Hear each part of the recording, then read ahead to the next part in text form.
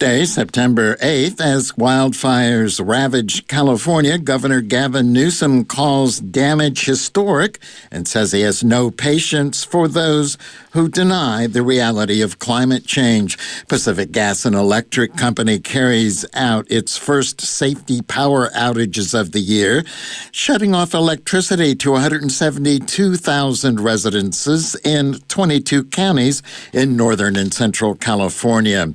The Bill Barr Justice Department moves to take over President Donald Trump's defense in a defamation lawsuit from a writer who accused him of rape, an action that could put the American people on the hook for any money she might be awarded.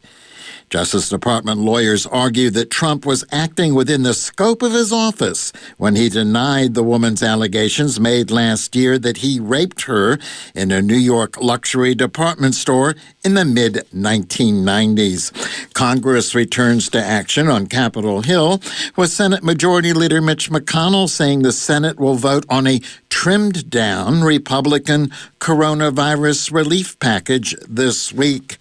And pardons for 5 Saudis sentenced to die for murdering and dismembering dissident and Washington Post columnist Jamal Khashoggi. From Pacifica Radio, KPFA in Berkeley, KPFK in Los Angeles. This is the Evening News. I'm Mark Miracle. Senate Majority Leader Mitch McConnell said today the U.S. Senate will vote on a trimmed-down Republican coronavirus relief package, although it has a slim chance of passage in the face of Democrats' insistence on a broader relief package. He says the GOP proposal focuses on health care, education, and economic issues. I'm talking about policies like extending the additional federal unemployment benefit for jobless workers, providing a second round of job-saving Paycheck Protection Program for the hardest-hit small businesses to prevent layoffs, sending more than $100 billion to help K-12 schools and universities reopen safely and educate our kids, dedicating billions more for testing, contact tracing, treatments, and vaccines. Democrats called the so-called skinny version of COVID relief an anorexic version. That puts corporate protections over economic relief for working families. Here's Vermont Senator Patrick Leahy. Senator McConnell says he's prepared a so-called skinny COVID bill to put before the Senate. But he put it before us on a take it or leave it. No amendments, no debate. Well, this proposal isn't skinny, it's anemic. And adding insult to injury, we now find the bill also provides sweeping liability shields for corporate bad actors who fail to do their part to keep consumers, employees, and patients safe. It tells you everything you need to know about the priorities of this Republican package. Big corporations come ahead of struggling American families. Senate Majority Leader McConnell is under pressure from some Republican senators who are in tough re-election races. Those senators are eager to show their constituents they're working to ease the pandemic strain on jobs and businesses. But many other Senate Republicans are resisting more spending. Talks between top Democrats and the Trump administration broke off last month. More from reporter Eric Tegetoff. Members of Congress are back in Washington, D.C. after their summer recess, and coronavirus relief is the biggest looming issue in front of them. Because of COVID-19's hit to the economy, the situation for Washingtonians is dire. 445,000 households do not have enough food, impacting more than 260,000 children, according to a recent report from the Center for Budget and Policy Priorities. Misha Werschkel, head of the Washington State Budget and Policy Center, says the lack of federal relief is making the crisis worse. Congress needs to act as soon as possible to get a significant relief package that addresses a number of different areas, including unemployment insurance, assistance for states and local governments, and food assistance House Democrats passed the $3 trillion HEROES Act in May. House Speaker Nancy Pelosi has said she would be willing to negotiate down to $2.2 trillion. Senate Republicans are aiming for relief costing closer to $1 trillion. At the same time, communities of color are bearing the brunt of the pandemic in Washington state. Werschel says Latino and Black Washingtonians have experienced COVID-19 at higher rates than their white peers. There's a link between the structural inequities that existed prior to this pandemic and then what happens when you layer in such a significant public health crisis with a failing government response. Werschel says federal aid to state and local governments is an important piece of relief from Congress. She says Washington state will have to change its response if aid doesn't come in. We'll see a lot more talk of state leaders having to make these kinds of knee-jerk cuts that we know would have a devastating individual and household impact, would harm our ability to respond to the pandemic, and would slow our economic recovery. Governor Inslee has resisted calling Washington state lawmakers to a special session to address budget concerns from COVID-19 so far. He says he's waiting for this month's state revenue forecast and to learn what aid might be coming from the federal government. For Public News Service, I'm Eric Tegedoff.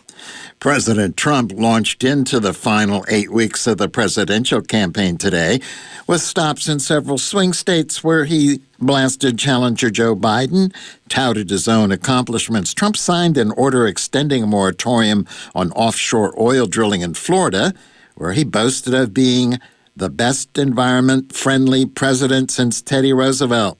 And in North Carolina, Trump attacked Biden and Democrats as soft on crime. Christopher Martinez reports. Labor Day weekend traditionally marks the launch of the final sprint in the presidential election season. Presidential incumbent Donald Trump marked the final 56 days in the campaign with a pair of events in the battleground states of Florida and North Carolina. At a campaign event in North Carolina's Winston-Salem Airport, Trump again said, without evidence, that he could only lose the election if Democrats cheated by abusing the vote-by-mail process. The only way they can win is by doing very bad things. That's the only way. Trump has been doubling down on his law and order rhetoric rather than focusing on the more troublesome COVID-19 pandemic. That was true of his North Carolina speech, where he blasted Democrats and painted a threatening view of life under a Biden administration. Next time you see video of screaming far-left maniacs shouting wildly at peaceful Americans, remember this. These are Biden supporters, and if he wins, they will be in charge of your government. As sure as you're sitting there, you'll be taking your monuments down, you'll be taking your statues down. Trump ridiculed measures Democratic governors have taken to protect people from the COVID-19 pandemic, such as limiting large gatherings. He made exaggerated claims about limits on campaign attendance, painting his campaign as a victim. That if you're campaigning, you can't have more than 5 people. They did that for me. If you're going to church, you can't go to church anymore. You can't go to church. You can't go to church. You can't do anything. You have to stay in your house. But if you're willing to riot running down Main Street, if you're willing to riot and stand on top of each other's face and do whatever the hell you want to do, you're allowed to do that because you're considered a peaceful protester. So we decided to call all our rallies peaceful protests. Okay. Earlier in the day, Trump had made a more presidential appearance in Jupiter, Florida, where he signed an executive order to extend an oil drilling moratorium that has been popular with local businesses. In a few moments, I will sign a presidential order extending the moratorium on offshore drilling on Florida's Gulf Coast and expanding it to Florida's Atlantic coast as well as the coasts of Georgia and South Carolina.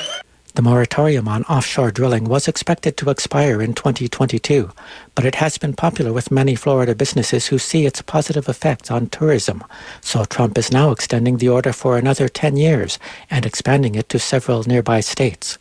Of course, Trump has taken many actions criticized by environmentalists, such as announcing he would withdraw the U.S. from the Paris Climate Accords, along with other actions such as slashing protected federal lands in Utah national monuments and rolling back Obama-era climate and anti-pollution regulations.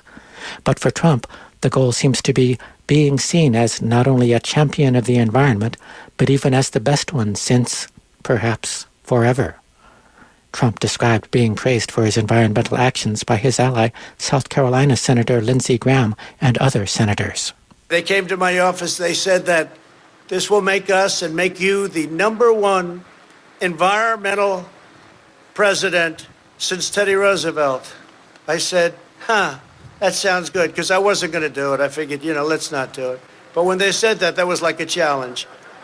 So I said, well, why does it only have to go back to Teddy Roosevelt, which is over 100 years? Why can't we say from George Washington, right from the beginning? They said, well, we're not quite there yet, but one other bill like this will be there, Lindsey. You know that, right? But it's true. Number one since Teddy Roosevelt. Who would have thought? Trump is the great environmentalist. Do you hear that, Ed? Do you hear that? Trump plans to continue his campaign in swing states over the next week with events in Michigan and Pennsylvania. Democrat Joe Biden is also scheduled to visit Michigan and Pennsylvania this week, along with a trip to the swing state of Wisconsin. Reporting for Pacifica Radio News KPFA, I'm Christopher Martinez. The U.S. Justice Department is seeking to take over President Trump's defense in a defamation lawsuit from a writer who accuses him of rape. And federal lawyers asked a court today to allow a move that could put the American people on the hook for any money she might be awarded. After New York state courts turned down Trump's request to delay E. Jean Carroll's lawsuit, Justice Department lawyers filed court papers today aiming to shift the case into federal court and to substitute the U.S. for Trump as the defendant. That means the federal government, rather than Trump himself, might have to pay damages if any are awarded. The filing complicates, at least for the moment, Carroll's efforts to get a DNA sample from the president as potential evidence and to have him answer questions under oath.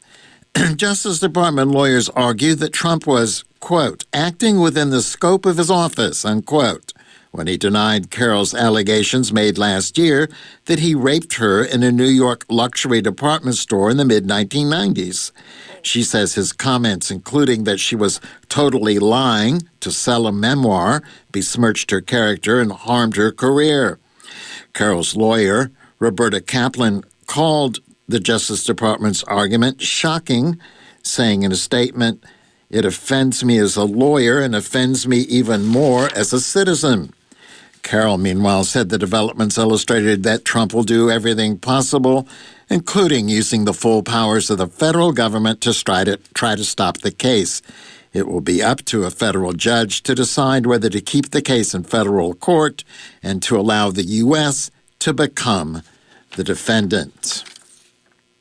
Top executives of 9 drug makers are likely to produce the first vaccines against the new coronavirus, and they're taking the extraordinary step of promising they'll be safe and effective. The drug makers' chief executive said today that they'll maintain the highest ethical and scientific standards in testing and manufacturing their vaccines. They also say they will make the well-being of those getting vaccinated their top priority. The move is meant to boost public confidence. The announcement comes amid worries that the Food and Drug Administration is under political pressure from President Trump to approve a vaccine before tests to prove it is safe and effective are finished. Trump hinted at an election surprise yesterday, saying the vaccine could be ready by what he called a very special date. So we're going to have a vaccine very soon, maybe even before a very special date. You know what date I'm talking about. But let me just tell you, wait.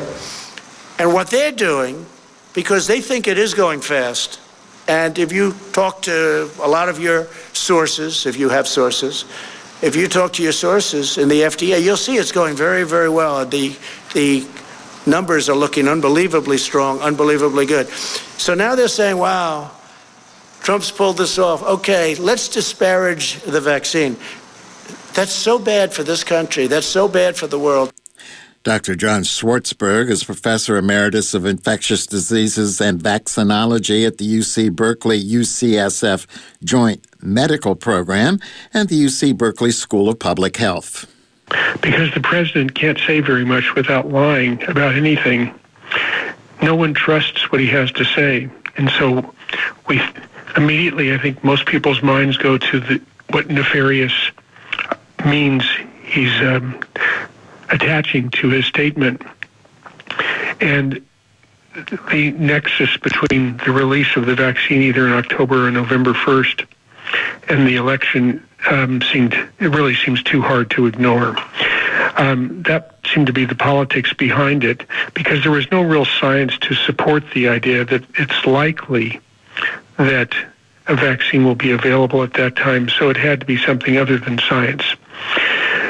I found the statement by the pharmaceutical executives actually quite interesting, not so much because they made the statement, but why they felt they needed to, because frankly, you'd expect that would be what their policy, no matter whether they were developing a vaccine or a drug, that they would, of course, not cut corners. They would do everything to assure safety and efficacy.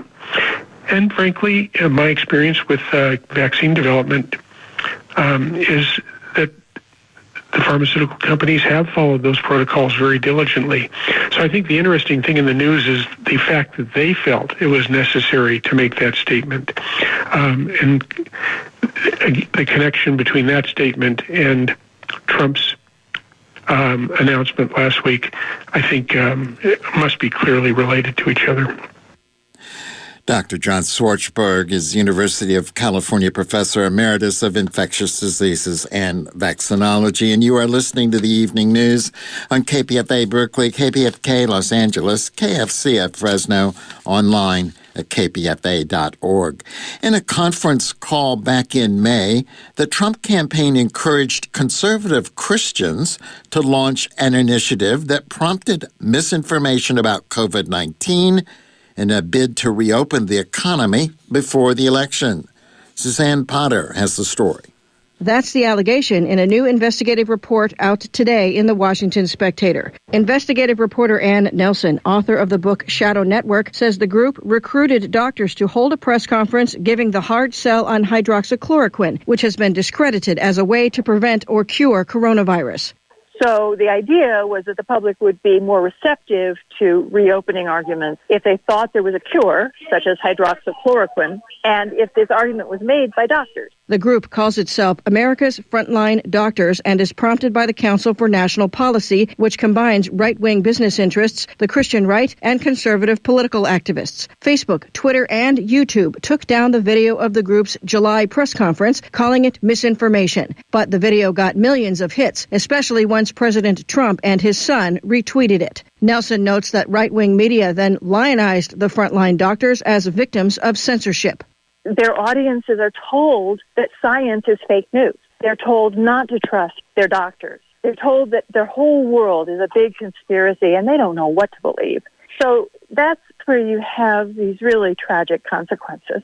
Nelson adds that public mistrust has led to violent confrontations over mask requirements and to crowded, largely maskless super spreader events such as President Trump's Tulsa campaign stop and the massive motorcycle rally in Sturgis, South Dakota. Nelson dug into the backgrounds of the group of self-styled COVID experts. So this organization, one is a child psychiatrist, one is an ophthalmologist. Several of them haven't practiced medicine for a good long while. So for them to be presenting themselves to the public as the reigning experts on COVID and epidemiology is really a stretch. Nelson reached out to America's Frontline Doctors and to a representative of the Council for National Policy for comment, but received no response. The implications are grave as the United States is now closing in on 200,000 deaths from the pandemic. For Public News Service, I'm Suzanne Potter. California Governor Gavin Newsom emphasized today that the state will continue to pursue policies that combat climate change as it faces a prolonged vortex of disasters. Multiple wildfires erupted over the holiday weekend, including one south of Yosemite National Park that forced a dramatic military helicopter rescue, and another in Southern California that drew international attention because its suspected cause was a pregnancy gender reveal ceremony. The new round of blazes forced millions of residents in the nation's most populous state back indoors due to unhealthy air, all in the midst of the coronavirus pandemic. Christina Onnested reports. Helicopters flew through dense smoke to rescue at least 164 people from the Sierra National Forest in Fresno County as wind fanned flames continue scorching bone-dry California.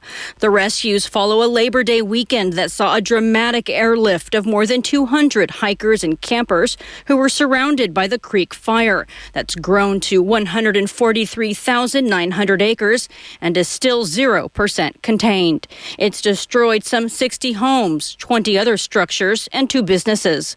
Governor Gavin Newsom says California's National Guard had to wear night vision goggles to see through smoky skies. It's where training meets the moment, but it always takes the courage, the conviction, and the grit of real people doing real work. And so, again, deep gratitude to the men and women that were out there. On social media, the National Guard called it one of their most dangerous missions.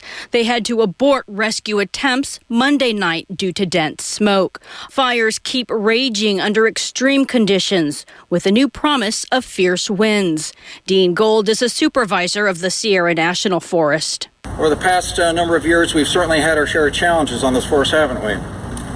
Aspen, French, Rough, Railroad, Ferguson, all those incidents were remarkable in their own right. The Creek Fire, certainly starting out the most aggressively of any of those. This one's in a class a bit by itself. Elsewhere in the state, fires in the Los Padres National Forest near Big Sur, 14 firefighters were overrun, battling the Dolan fire as they tried to save a fire station. 3 were hospitalized. 1 is in critical condition. Injuries include burns and smoke inhalation. The injuries come as wind-driven flames of more than 24 major fires have ravaged the state. The entire West Coast is facing extreme fire conditions with high winds and bone-dry vegetation. In California, a record 2 million acres burned this year already.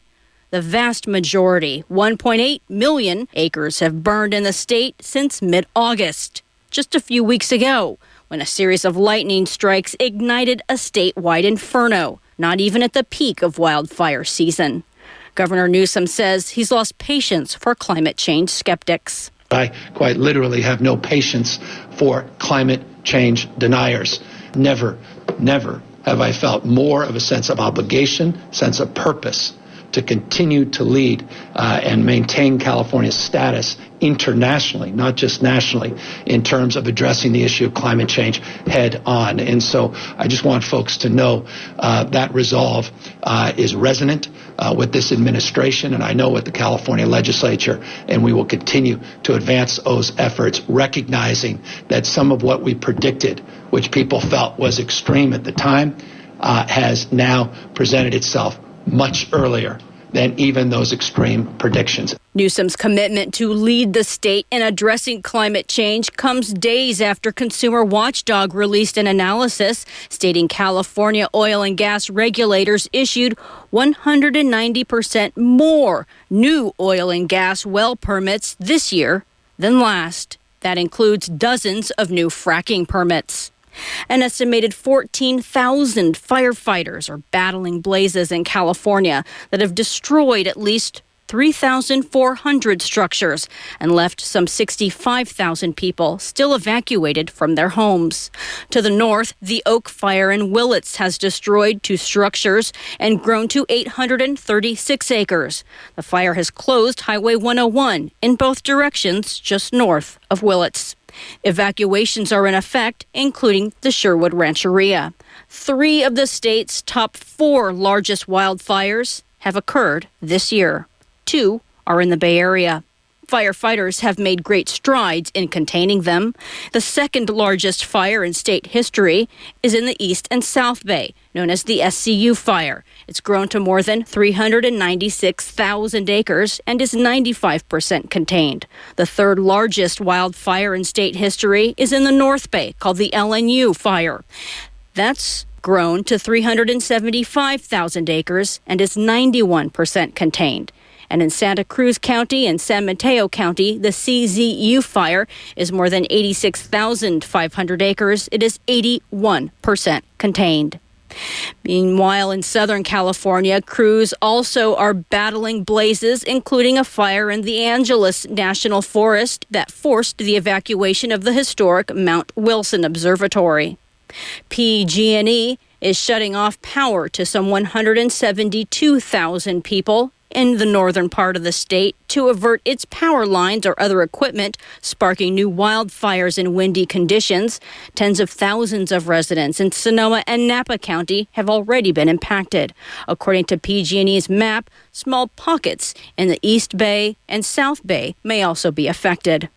Meanwhile, the National Weather Service has issued a red flag warning that goes in effect through Wednesday for much of the state due to strong winds, low humidity, and high temperatures, calling it critical fire weather, indicating firefighting season is just getting off to a start.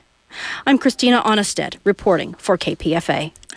A lightning-caused fire complex in Sequoia and Inyo National Forests has grown to more than 55,000 acres and is now ranked as the top priority fire in Southern California.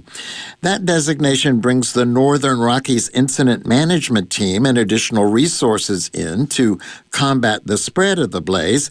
Vic Bedoyan reports from Fresno. Like other California wildfires this year, the SQF complex was sparked by lightning and is actively burning through stands of mixed conifer forest and chaparral in a rugged region, mostly in Sequoia National Forest, but also into Inyo National Forest. The complex is actually two fires. The shotgun fire, with a little over 400 acres, is being allowed to burn but closely watched by air.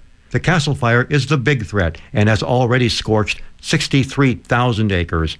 Firefighters from the Northern Rockies Incident Management Team are now in place. That includes 744 firefighters with 13 hotshot crews, 48 fire trucks, 10 helicopters, and other equipment. So far, they've been able to secure 7% containment of the perimeter. Hot, dry weather and winds have driven flames to engulf groups of trees and race uphill. Mike Gokachia is the incident commander. He spoke at an online community briefing. We're trying to stay out in front of it as much as possible. We do expect increased fire behavior as we've seen today, given the hotter, drier conditions. We do have winds that are been helpful for us in our firefight, primarily on the west side. But we did have movement more to the west today. And when we get winds out of the northeast, pushing towards our valleys at risk here in a couple of days, we need to anticipate that and put some efforts in place to try and be out in front of that. So far, 3 mountain communities have received evacuation orders and 4 others are under an evacuation advisory. The Tulare County Sheriff reports that most nearby residents have left, but a few remain and are being monitored by deputies. The Red Cross has set up an evacuation center in Porterville. Mark Bosberg is the Public Information Officer for the SQF complex fire. He says the containment strategy is to protect people and property in nearby communities near the western edge of the fire. And we're focusing our efforts on the southwest corner of that fire, where most of the structures that are threatened are located. And there's currently 242 structures that are threatened by this fire. So we're focusing on getting containment line around the southwest corner of that Castle Fire in this complex. The incident report says the Castle Fire is characterized by extreme and erratic behavior, spot fires, uphill runs, and entire groups of trees being torched.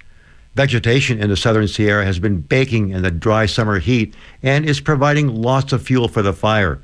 The landscape is scarred with standing dead trees burned in previous fires or killed by drought and bark beetles. They're called snags and pose a clear and present danger to firefighters. Again, Mark Bosberg. We've had fatalities really across the country due to snags. They really are a trouble spot. Our crews are highly trained to recognize those hazards and use all the mitigation that they can to prevent that. The burn zone encompasses part of the Golden Trowel Wilderness area and has edged into the Freeman Giant Sequoia Grove. It threatens other groves, and it also threatens critical species habitats, such as that of the endangered Pacific fisher and also Native American archaeological values. Battling the hundreds of wildfires in the state, in addition to many others all over the West, has stretched the nation's firefighting ranks extremely thin. Over 13,000 of the approximately 22,000 firefighters in the country are now working in California. Incident Commander Mike Gokachia says distributing those scarce resources to where they are most needed is a daily juggling act. The incident commanders across Northern California, and actually across the country for that matter, are going through processes behind the scenes and talking about what's going on each incident to prioritize where the critical needs are, and there's constant shifting and moving of those critical high-demand resources. Another major danger from the SQF fire complex is the massive smoke plume that has filled the Kern River Canyon for weeks. Air quality ranges from unhealthy to hazardous as afternoon downslope winds push a cloud of carbonized particulate matter into the lungs of rural residents in the Kern Valley. Vic Bedoyan reporting for the KPFA News and KFCF in Fresno. Access to the Sequoia National Forest is now temporarily closed in what may be an unprecedented action. According to the closure order, it is now illegal to go into or beyond National Forest System lands or on a National Forest System road or on a National Forest System trail. Violation of those prohibitions is punishable by a fine of not more than $5,000 for an individual or $10,000 for an organization, or imprisonment for not more than 6 months, or both. Hurricane-force winds in the Pacific Northwest kicked up wildfires across parts of Washington and Oregon, burning nearly 300,000 acres just yesterday in Washington. Forecasters expected winds of 75 miles an hour to turn small fires into huge ones. The small town of Maiden in eastern Washington is mostly destroyed. In Oregon, the power company cut electricity to communities around Mount Hood. As a precaution, dangerous conditions are expected to continue through today and tomorrow.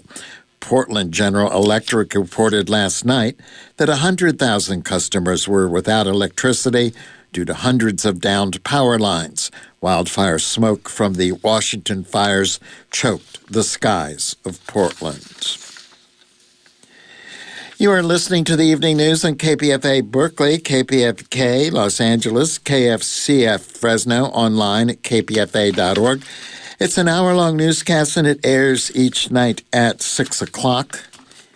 Half-hour edition on the weekends. You can hear any of those newscasts. They're archived online at kpfa.org. I'm Mark Miracle. Governor Gavin Newsom relaxed coronavirus restrictions in 5 more counties today, clearing the way for restaurants, movie theaters, gyms, and churches to resume indoor activities with fewer people and other modifications. The change applies to Amador, Orange, Placer, Santa Clara, and Santa Cruz counties.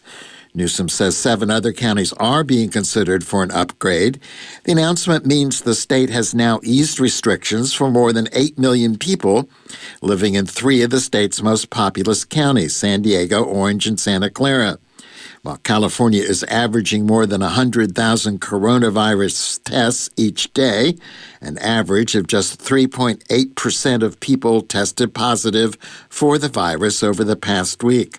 Hospitalizations are down nearly 25% over the past 2 weeks, and Newsom said if those appear to be promising numbers, it's because they are.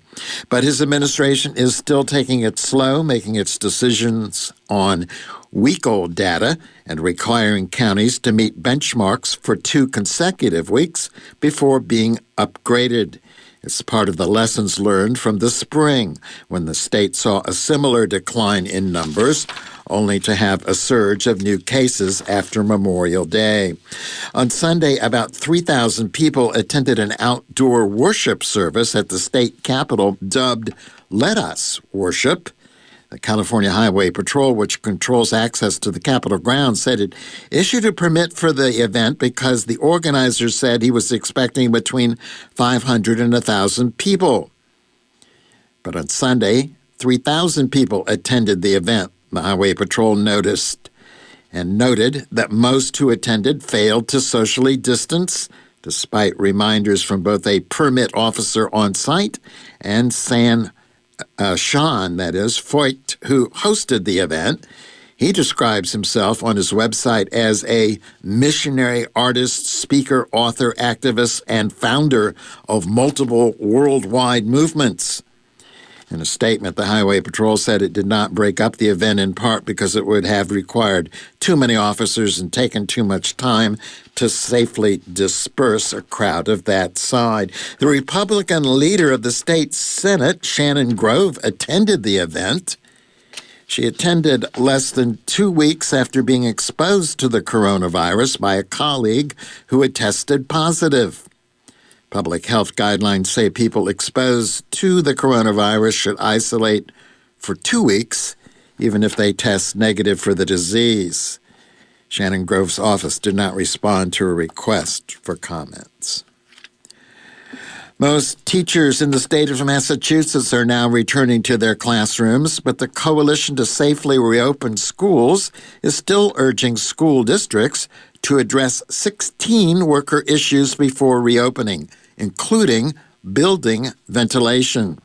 Laura Rothsprow-Tellem reports. Jody Sugarman-Brozan heads the Massachusetts Coalition for Occupational Safety and Health, an organization behind this effort. She says face coverings help students minimize their COVID-19 exposure, but they don't take care of the indoor air quality itself. Ventilation and that minimum number of air changes per hour that is recommended by engineering experts is really critical. Experts at the Harvard Education and Research Center for Occupational Safety and Health recommend school districts aim for 5 clean air changes per hour. And they warn that Massachusetts schools, like elsewhere in the U.S., are chronically underventilated, often not circulating clean air even twice per hour. The CARES Act provided some funding for building safety, but more money towards school building ventilation in the HEROES Act is currently stalled at the federal level. Susan Uvani, a vice president in the union United Teachers of Lowell, says her school district isn't ready to reopen, and indoor air safety is an issue. I just want to know my building is safe, that the air I'm breathing is being circulated appropriately, that I don't have to have a window open in the middle of January in order to, quote-unquote, fit the criteria that it's a safe building. Her union is trying to get a third-party inspector to assess building safety in Lowell. Uvani acknowledges that hazard pay, PPE, and other protections are important, but she believes proper ventilation is what will make educators and students feel best about returning to the classroom. I'm Laura Rothsprow-Tellem, reporting for Public News Service. Researchers around the world are testing wastewater for the novel coronavirus in hopes that what goes down the drain can act as an early warning system for COVID-19 infections in communities. Mark Richardson reports. Utah public health officials are tracking COVID-19 by monitoring sewage flows into treatment plants across the state. And by analyzing the waste stream, they say they're making major progress in slowing the virus. The Utah Department of Water Quality and Department of Health are using the system to collect data to show how and where the virus is spreading early enough to head off major outbreaks. Jessica Wiedis, an environmental engineer at the University of Utah, says the science behind the data is fairly straightforward. Anything that makes humans sick that they also pass in urine or feces is potentially detectable in the wastewater. After a pilot program, the state now monitors 42 sewage treatment plants across Utah and provides local health agencies with possible early warnings of new outbreaks. The system was developed by a team of researchers from 3 schools, Brigham Young, Utah State, and the University of Utah. Wiedis says when the information is compiled, it gives local officials a map of where to more effectively deploy staff and resources in local communities and neighborhoods. A map of the exact extent of a sewer shed, and the public health people could overlay, here's a number of people we know that confirm have COVID-19 within that area, and we could see whether there were correlations between the wastewater signal and the number of people that were sick. While there is no substitute for individual testing and contact tracing, Wiedis says analyzing sewage flows is a cost-effective way for officials to determine where to spend their limited resources to halt the spread of COVID-19. If I've got a city that doesn't have a lot of money to test each person individually, we can test the wastewater and we can provide confidence to those public health individuals there that if we don't detect the signal, there's likely almost no people that are ill in that community. She adds the Utah group's research is currently in peer review to be published in the journal Nature Research. The state also posts data from the program online at deq.utah.gov/water-quality. For Public News Service, I'm Mark Richardson. India reported 1,133 deaths from the coronavirus in the last 24 hours today, its highest single-day total yet. The health ministry also reported nearly 76,000 new cases, raising India's tally to nearly 4.3 million, second only to the United States. India has been reporting the highest single-day caseload in the world for more than a month now. The University of Washington Institute that makes projections of deaths from COVID-19 predicted last week that India will surpass the United States in total deaths, with the most likely scenario of 660,000 deaths by January 1st. It said the U.S. will likely suffer 410,000 deaths by the new year. Mr. Garg reports from New Delhi, India. The Indian government says the death rate in the country still remains low, hovering below 2% as compared to countries such as Brazil and the USA, where death rate is upwards of 3%. But experts say authorities could be missing many COVID-related deaths, especially in rural areas. Patients dying due to COVID-19 could be misdiagnosed as suffering from influenza. Many are also concerned about hospitals underreporting deaths to save face. But the government argues that it has kept the death rate low by detecting cases early. Ishan Garg, New Delhi.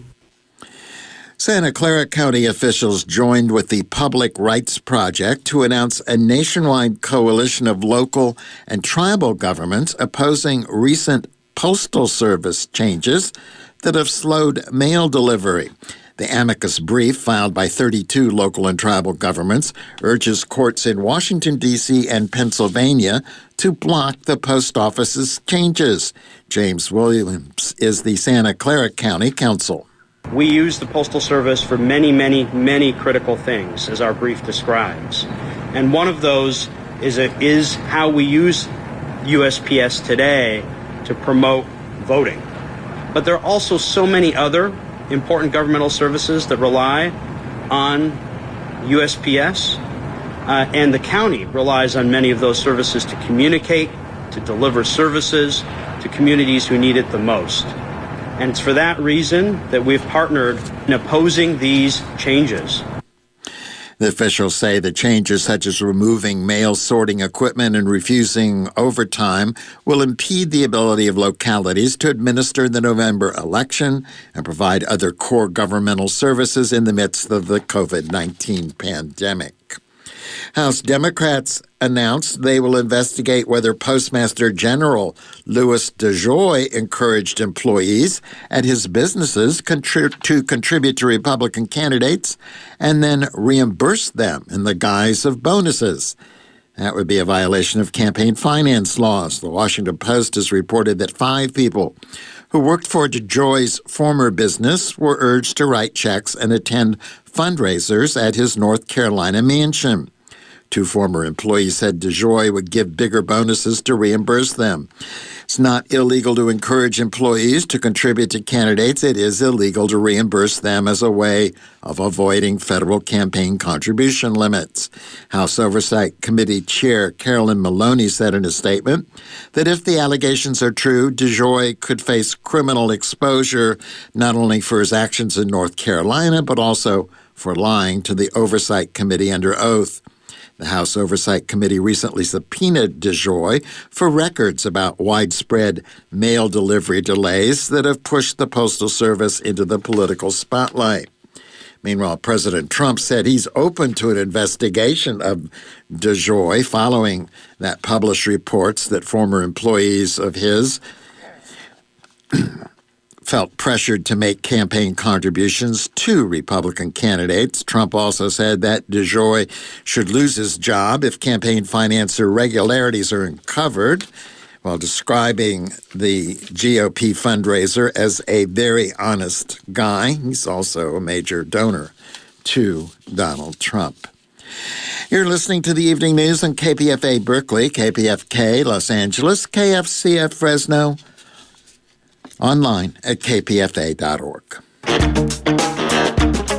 Hey everyone, this is Brian Edwards-Teekert. And I'm Kat Brooks. Weekday mornings we host Upfront. 2 hours of conversation about what's in the news and what should be. Politics, technology. Prisons, police. What's happening in City Hall and at the State House. In Washington and in the streets. That's starting at 7 a.m., right after Democracy Now!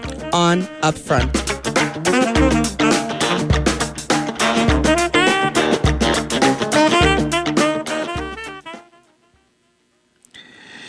Everytown for Gun Safety, that's a nonprofit organization based in New York, along with mayors from 3 other towns in the United States, are suing the Trump administration and the Bureau of Alcohol, Tobacco, and Firearms for their interpretation of the Gun Control Act. The targets of the lawsuit is the increased number of ghost guns, unregistered and untraceable firearms. KPFA's Daniel Whitty has the story. Chicago, 3 other cities, and gun advocates are suing the Trump administration to stop the proliferation of easy-to-assemble guns that require no serial numbers or background checks.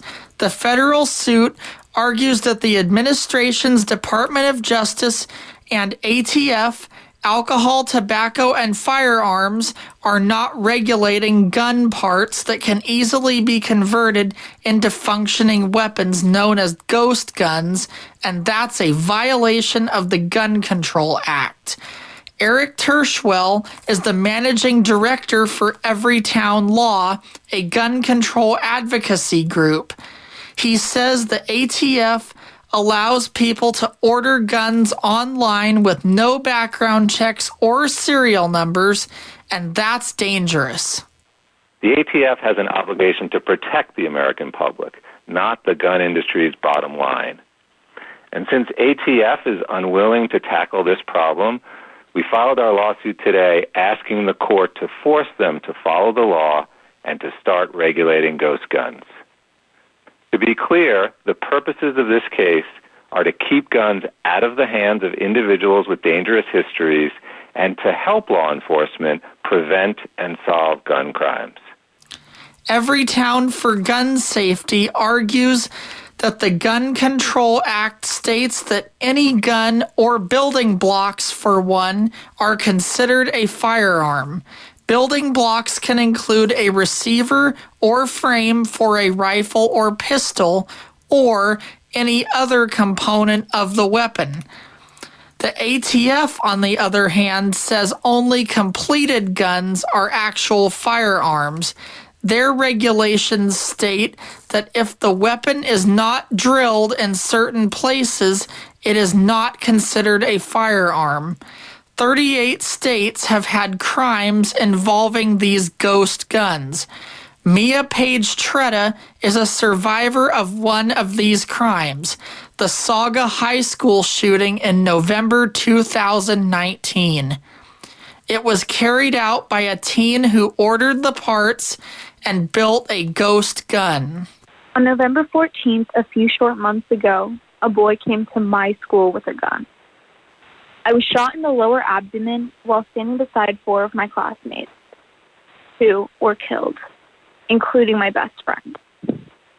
I didn't know the boy who shot us. All I know about him now is that he used a ghost gun, a firearm obtained online, sold as an easily assembled kit, purchased without requiring a background check or a permit. A loophole in the system that persists to this day. Tretta says a ghost gun should be classified as a gun like any other and feels that officials need to change regulations to prevent other people from having the same experience as she did. The mayors of Chicago, Syracuse, San Jose, and Columbia are partnering with Everytown in filing the lawsuit. Sam Liccardo, the mayor of San Jose, gives exact numbers on ghost gun crimes in Santa Clara County. Here in San Jose, a city of about 1 million people, in 2016, ghost guns first hit local news when a convicted felon who was prohibited from owning guns of any kind and worked behind the security perimeter at San Jose Mineta International airport, was arrested with possession of a ghost gun and ammunition. The following year, in 2017, we recovered 5 ghost guns, our police department did, in San Jose. The year after that, 2018, we recovered 52 ghost guns. The following year, 2019, our crime lab in Santa Clara County processed 114. We can see the trend. This is a growing opportunity for criminal networks. Tershwell says that he hopes action will be taken in the next 30 days. However, he says the suit could end this week. The idea of the lawsuit is that if the ATF will not change their regulations, the court will force them to. For KPFA News, I'm Daniel Whitty. A Saudi court has issued final verdicts in the case of slain Washington Post columnist and Saudi critic Jamal Khashoggi, after his son, who still resides in the kingdom, announced pardons that spared 5 of the convicted individuals from execution. While the trial draws to its conclusion in Saudi Arabia, the case continues to cast a shadow over the international standing of Crown Prince Mohammed bin Salman, whose associates have been sanctioned by the U.S. and the United Kingdom for their alleged involvement in the brutal killing, which took place inside the Saudi consulate in Istanbul, Turkey. The Riyadh Criminal Court's final verdict were announced by Saudi Arabia's state television, which aired few details about the 8 Saudi nationals and did not name them. The court ordered a maximum sentence of 20 years in prison for the 5. Another individual received a 10-year sentence. 2 others were ordered to serve 7 years. A team of 15 Saudi agents had flown to Turkey to meet Khashoggi inside the consulate for his appointment on October 2, 2018, to pick up documents that would allow him to marry his Turkish fiancée, who waited outside. The team included a forensic doctor, intelligence and security officers, and individuals who worked directly for the Crown Prince's office. Western intelligence agencies, as well as the U.S. Congress, have said the Crown Prince bears ultimate responsibility for the killing and that an operation of this magnitude could not have happened without his knowledge. Saudi Arabia's trial of the suspects has been widely criticized by rights groups and observers who note that no senior officials nor anyone suspected of ordering the killing has been found guilty. The independence of the Riyadh Criminal Court has also been questioned. Reporter Simon Marks has more. The top UN official says lengthy prison sentences handed down to 8 suspects convicted in a Saudi court of the killing of journalist Jamal Khashoggi represent a parody of justice. Agnes Kalamar, the UN Special Rapporteur for Extrajudicial Killings, led an independent investigation into Mr Khashoggi's murder and says the verdict in the Saudi trial carries no legal or moral legitimacy. 5 defendants are to spend the next 20 years in prison. 1 was sentenced to 10 years and 2 others to 7 years each. The death penalty was taken off the table after the family of the slain writer officially pardoned the suspects. James Rothwell is Middle East correspondent for Britain's Daily Telegraph. There have been some reports that quite large payments are being sent to members of his family, and that's largely because this case has been hugely embarrassing for the Saudi government. They have essentially claimed that this was a couple of rogue agents acting without their knowledge, which, as the evidence began to mount up, became even more difficult for the Saudi authorities to deny. Now that some quite lengthy prison sentences have been given out, the Saudis probably feel that they can now draw a line under this and hope that they can move on. But the stain of the killing continues to raise ongoing questions about Crown Prince Mohammed bin Salman, widely presumed to have given the order for the murder of Mr Khashoggi in the Saudi consulate in Turkey. Simon Marks, Washington. A leading opposition activist in Belarus was being held at the border after she resisted authorities' attempt to force her to leave the country. Maria Kolesnikova is a member of the Coordination Council created by the opposition to facilitate talks with President Alexander Lukashenko on a transition of power. He's rejected such talks and imprisoned opponents. She was detained in the capital, Minsk, along with 2 other council members. Early this morning, that is, they were driven to the Ukrainian border, where Belarusian authorities told them to cross into Ukraine. Kolesnikova refused. The other two crossed. Julia Chapman reports from Moscow. Maria Kolesnikova was the last of Belarus's trio of opposition leaders to remain in the country as protests grew in recent weeks. She has been leading protest efforts as Belarusians demonstrated against President Alexander Lukashenko every day. Kolesnikova has also been a leading figure in the Coordination Council, set up to facilitate the transition of power. She is an ally of Svetlana Tikhanovskaya, the opposition leader who ran against Lukashenko in the August 9th presidential election. Tikhanovskaya is herself in exile in Lithuania after coming under pressure to leave Belarus. Julia Chapman, Moscow. The United Kingdom indicated today that it was prepared to break an international agreement as post-Brexit trade discussions with the European Union resumed on an increasingly acrimonious tone. With concerns mounting that the talks could be just weeks from collapse, the UK urged the EU to show more realism in the discussions, while the 27-nation bloc noted that it was a world power that would stand its ground and not yield to threats. The latest round of discussions kicked off in London in an air of pessimism because of concerns that the British government is prepared to violate international law by reneging on commitments made before the country's departure from the bloc on January 31st. Northern Ireland Secretary Brandon Lewis appeared to admit as much when he told lawmakers that legislation to be published tomorrow would change aspects of the Brexit withdrawal agreement between the UK and the EU. The details of the internal market bill are unclear. Lewis said the planned legislation as it relates to Northern Ireland does break international law in a very specific and limited way. EU officials have said any attempt to override the international treaty could jeopardize peace in Northern Ireland, as well as undermine the chances of any trade deal. Under the terms of Britain's departure, the government has committed itself to ensuring an open border between Northern Ireland, which is part of the UK, and EU member Ireland. Ali Barrett reports from London. Northern Ireland Secretary Brandon Lewis with this startling admission in the House of Commons. Yes, this does break international law in a very specific and limited way. He says it would be a contingency for the failure of negotiations with the EU on a trade deal. It's contained in legislation the government's bringing forward on Wednesday for post-Brexit customs and trade and Northern Ireland. But the EU says any attempt to alter the withdrawal agreement reached last year would be a breach of trust. And former Prime Minister Theresa May says it will harm EU negotiations with other states. Ollie Barrett, London.